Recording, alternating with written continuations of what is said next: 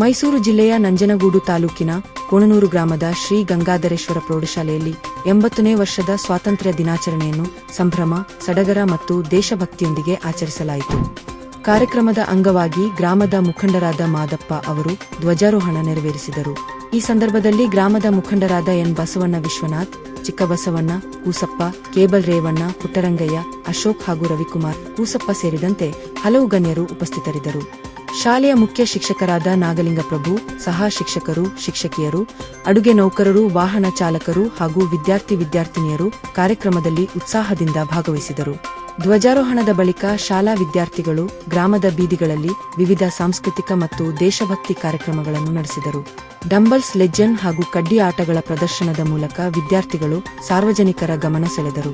ದೇಶದ ಏಕತೆ ಮತ್ತು ಅಖಂಡತೆಯನ್ನು ಸಾರುವ ಘೋಷಣೆಗಳನ್ನು ಕೂಗುತ್ತಾ ಜನರಲ್ಲಿ ದೇಶಪ್ರೇಮದ ಭಾವನೆ ಮೂಡಿಸಿದರು.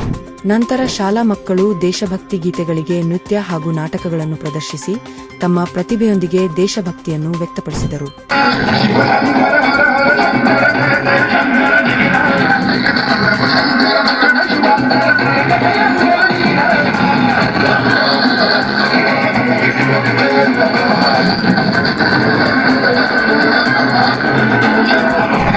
ವಿದ್ಯಾರ್ಥಿಗಳ ಕಲಾ ಪ್ರದರ್ಶನವು ಕಾರ್ಯಕ್ರಮದ ಪ್ರಮುಖ ಆಕರ್ಷಣೆಯಾಗಿತ್ತು.